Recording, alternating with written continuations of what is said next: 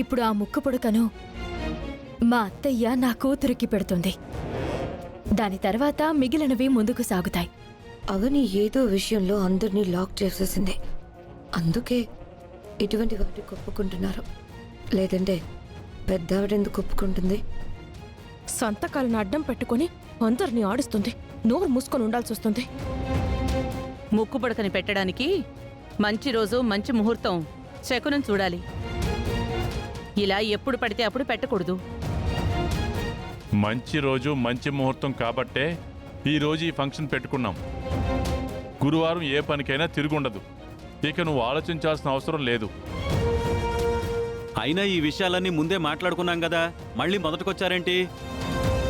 అమ్మా అవని, ఆ ముక్కు పుడకను మీ అత్తయ్యకి అందించమ్మా. సరే మావయ్య.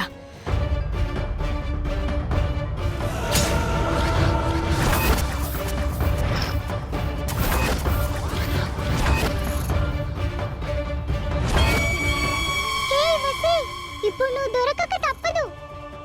ముక్కు పుడక కనిపించడం లేదు.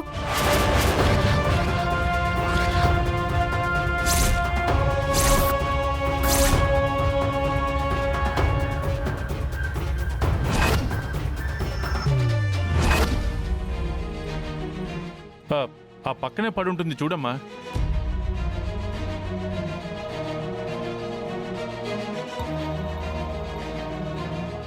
లేదు మావయ్య. ఇందాక మా అందరి ముందే కదమ్మా తీసుకొచ్చి పెట్టావు. అవునన్నయ్య, ఇప్పుడు కనిపించడం లేదు. మరి అందరం ఇక్కడే ఉన్నాం కదా, మరెలా మాయమైపోతుంది? అదే అర్థం కావడం లేదండి.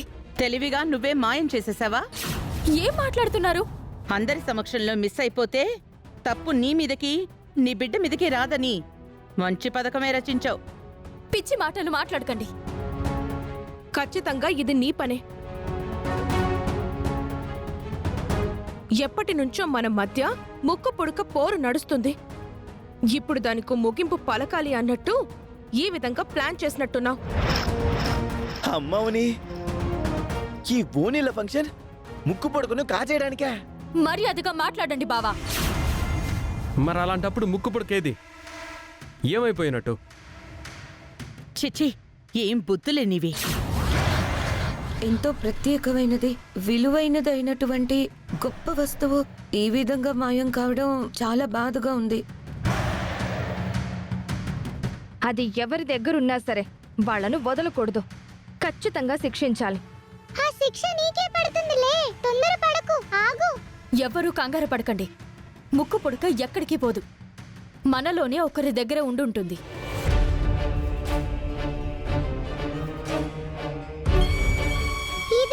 ఇది నాకు కావాల్సింది. నేనిలా అంటున్నానని ఎవ్వరూ ఏమీ అనుకోకండి. ఏదైనా వస్తువు పోయినప్పుడు అందరినీ వెతకడం సాధారణంగా జరుగుతుంది. వచ్చిన వారందరూ మంచివారే, నేను కాదని అనడం లేదు. కానీ ఎవరికి ఎప్పుడు ఎలాంటి దుర్బుద్ధి పుడుతుందో చెప్పలేం కదా. అందుకే ఇక్కడున్న వారందరినీ చెక్ చేయక తప్పదు.